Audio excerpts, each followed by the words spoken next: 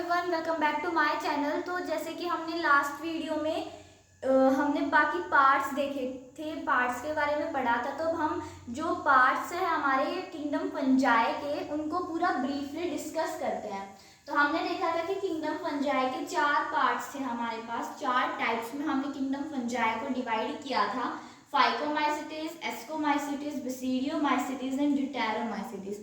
तो अब हम उनको ही ब्रीफली डिस्कस करते हैं। यहाँ पे हमने फाइकोमाइसिटिस को भी 2 पार्ट्स में डिवाइड किया है, ओमाइसिटिस एंड जाइगोमाइसिटिस। तो अब हम उनको पढ़ते हैं। तो जो फाइकोमाइसिटिस हमने 2 पार्ट्स में डिवाइड किया है, ओमाइसिटिस एंड जाइगोमाइसिटिस। तो जो ओमाइसिटिस है उसको हम एल्गल फंजाई बोलते हैं एंड जाइगोमाइसिटिस को कंजुगेटिव फंजाई। और अगर मान लो कॉमनली आपसे पूछा जाए कि फाइकोमाइसिटिस का कॉमन नेम क्या है, तो आप एल्गल फंजाई भी इसको लिख सकते हैं। अगर कोई मेनली नहीं पूछा गया कि ओमाइसिटिस का बताओ या जाइगोमाइसिटिस का बताओ। एस्कोमाइसिटिस को हम सैक फंजाई बोलते हैं, बेसिडियोमाइसिटिस को हम क्लब फंजाई बोलते हैं एंड ड्यूटेरोमाइसिटिस को इम्परफेक्ट फंजाई बोलते हैं।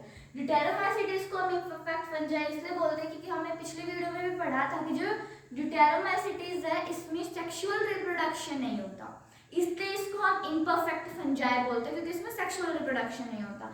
अगर हम इनका और डिस्कस करें तो इनका हैबिट एंड हैबिटेट देखें तो ये जो फाइकोमाइसिटीज में ओमाइसिटीज होते हैं ये एक्वेटिक भी होते हैं, ऑब्लिगेट भी होते हैं, पैरासिटिक भी होते हैं।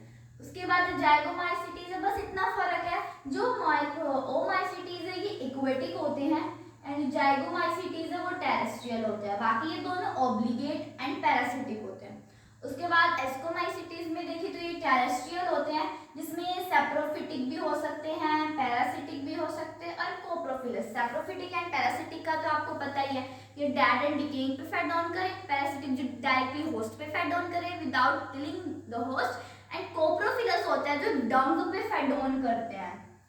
उसके बाद बेसिडियोमाइसिटीज ये भी टेरेस्ट्रियल होते हैं, ये ना सॉइल पे भी ग्रो कर सकते हैं, लॉग्स पे भी ग्रो कर सकते हैं, जो पेड़ के से वो गोले से नहीं होते हैं उन पे भी, ट्री स्टम्प्स पे भी, और ये पैरासिटिक भी हो सकते हैं। उसके बाद ड्यूटेरोमाइसिटीज है तो ये टेरेस्ट्रियल होते हैं और इनमें जो कुछ होते हैं वो सेप्रोफिटिक हो सकते हैं, पैरासिटिक हो सकते हैं, और जो मेजॉरिटी होती है ड्यूटेरोमाइसिटीज में वो डीकम्पोजर्स की होती है, डीकम्पोजर्स ऑफ लिटर। लिटर यानी कि जो ट्री का जो वेस्ट होता है उसको हम लिटर बोलते हैं और ये हेल्प करता है न्यूट्रिएंट साइकिल में।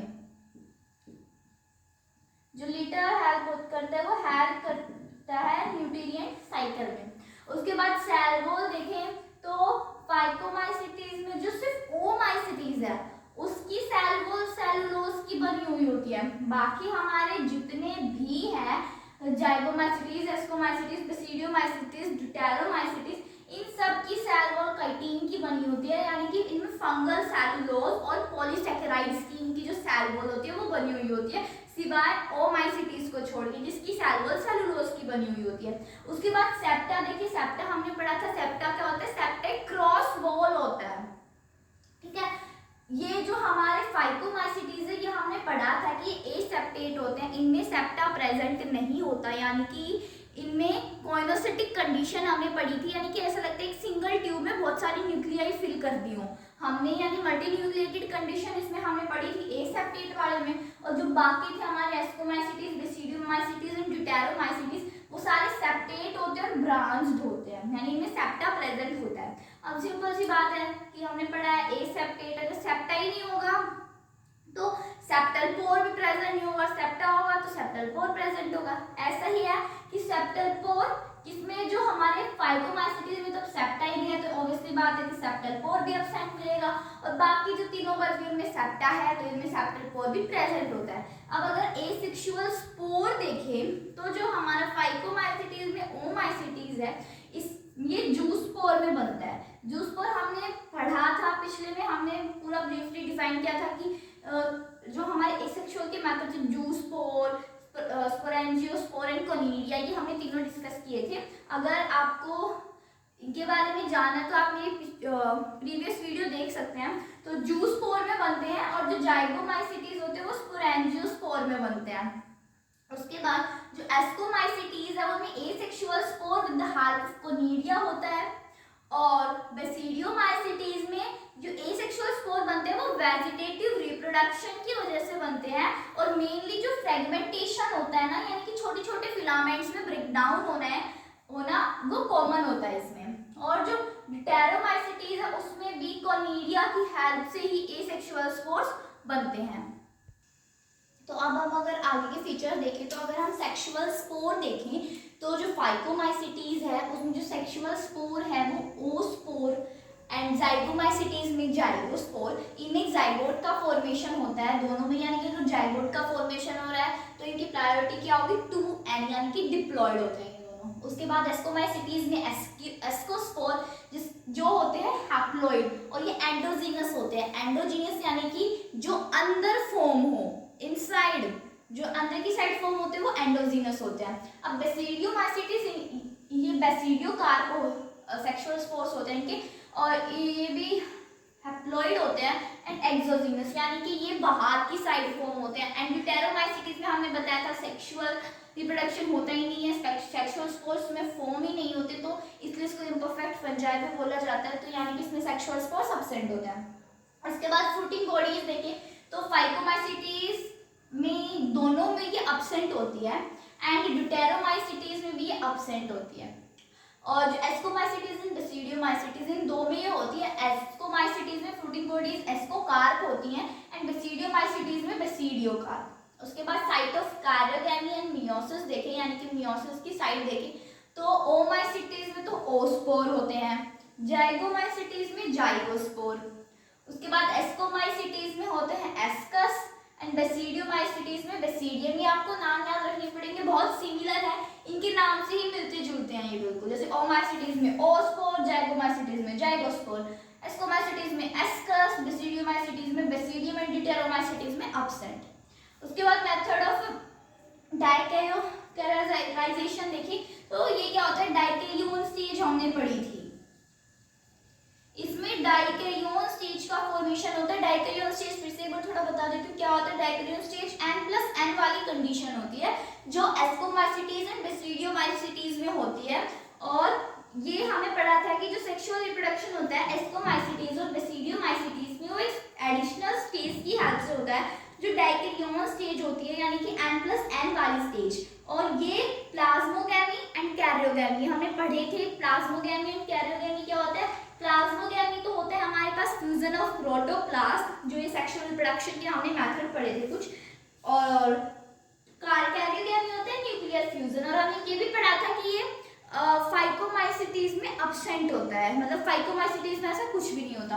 तो यानी कि डाइकैरियोन स्टेज n+n वाली कंडीशन इन फाइकोमाइसिटीज में एब्सेंट होते हैं, ड्यूटेरोमाइसिटीज में भी एब्सेंट होती है, क्योंकि सेक्सुअल रिप्रोडक्शन का मेथड है। ये सिर्फ एस्कोमाइसिटीज एंड बेसिडियोमाइसिटीज में प्रेजेंट होती है, और एस्कोमाइसिटीज में ये क्रोइजर मेथड की हेल्प से होती है, एंड बेसिडियोमाइसिटीज में क्लैंप मेथड की हेल्प से होती है। तो अब हम इनके एग्जांपल्स देखते हैं। तो हमारे पास जो ओमाइसिटीज है इसमें सबसे पहले है फाइटोप्थोरा।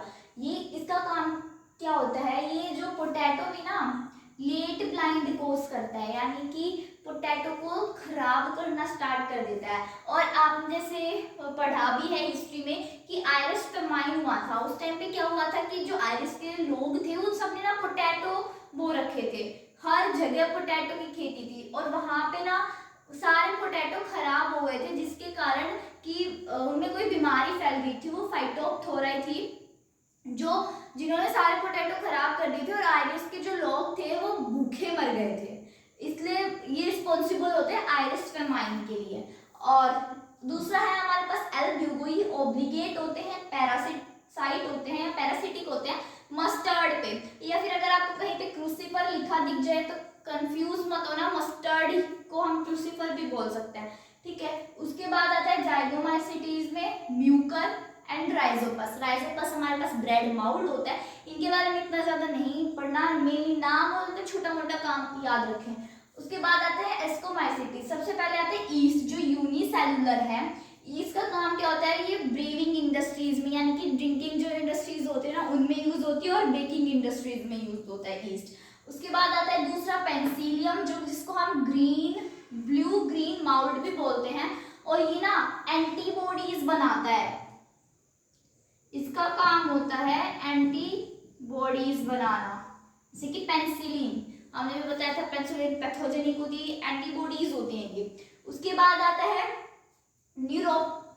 न्यूरोस्पोरा, ये पिंक माउल्ड होती है, जो इसको पिंक माउल्ड भी हम बोलते हैं। ये यूजफुल होती है जेनेटिक और बायोकेमिकल वर्क्स में, कोई केमिकल से रिलेटेड, बायोलॉजिकल केमिकल से रिलेटेड कोई वर्क होता है उसमें ये काम आते हैं। उसके बाद है क्लेविसेप्स, इनका एलएसडी में यूज होता है, ये इतना जरूरी नहीं है, आप नाम याद रखें इसका। उसके बाद ना आप सोच रहे हो फंजाई, फंजाई को हम खा भी सकते हैं। हाँ, फंजाई की कुछ ऐसी एडिबल फॉर्म्स होती हैं जिनको हम खा सकते हैं, लेकिन ये बहुत ज्यादा एक्सपेंसिव होती हैं, जैसे कि मोरल्स एंड ट्रफल्स। मोरल्स को हम मोर्चेला एंड ट्रफल्स का हम ट्यूबर भी बोलते हैं। ये एडिबल फॉर्म्स होते हैं जिनको हम खा सकते हैं, इन फंजाई को हम खा सकते हैं। उसके बाद बेसिडियोमाइसीट्स में देखें तो पफ बॉल्स, ये पफ की तरह फूली हुई होती हैं। उसके बाद आता है ब्रैकेट फंजाई, ब्रैकेट्स देखिए ना आपने, ऐसी ये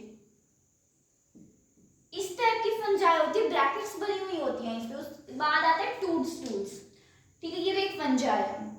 उसके बाद एग्रिकस, ये एडिबल फंजाई है, यानी कि इसका कुछ एक पार्ट होता है जो एडिबल होता है, और एडिबल पार्ट कौन सा होता है इसका, बेसिडियोकार्प। उसके बाद हमने पहले भी पढ़ा था, तब हम सेप्टा के बारे में पढ़ रहे थे, rust fungi and smut fungi. तब हमने ये देखा कि जो बेसिडियोमाइसीट्स है उसमें सेप्टा भी प्रेजेंट होता है और सेप्टल पोर भी प्रेजेंट होता है, लेकिन हमने बताया था कि बेसिडियोकार्प में एक एक्सेप्शन केस होता है, जो रस्ट एंड स्मट फंजाई है उनमें सेप्टल पोर एब्सेंट होता है। तो यही रस्ट एंड स्मट फंजाई है, पुकीनिया और स्टिलागो, ये वो रस्ट एंड स्मट फंजाई जिनमें सेप्टल पोर एब्सेंट होता है। उसके बाद ड्यूटेरोमाइसीट्स में अल्टरनेरिया, जो अर्ली ब्लाइंड ऑफ पोटैटो कोज करता है, पोटैटो को बहुत पहले खराब कर देता है। और दूसरा है इसमें कोलेटोट्रिकम, ये ना जो शुगर केन होती है ना, गन्ना, कई बार आपने देखा होगा कि इसके रूट्स है ना वो रेड होने स्टार्ट हो जाती हैं, उसका यही कारण होता है। उसके लास्ट इसमें हमारे पास आता है ट्रेकोडर्मा। अब कंफ्यूज मत होना, फाइटोप्थोरा और अल्टरनेरिया। फाइटोप्थोरा तो करता है लेट ब्लाइंड और अल्टरनेरिया करता है अर्ली ब्लाइंड। देखो ए पहले आता है हमारे पास, ए पहले आता है, पी बाद में आता है। ए पहले आता है तो इसमें अर्ली ब्लाइंड, और पी पहले आता है तो लेट ब्लाइंड। तो आज की वीडियो में बस इतना ही, और मेरी और वीडियोस देखने के लिए मेरे चैनल को सब्सक्राइब करें, वीडियोस को लाइक करना ना भूलें। थैंक्स।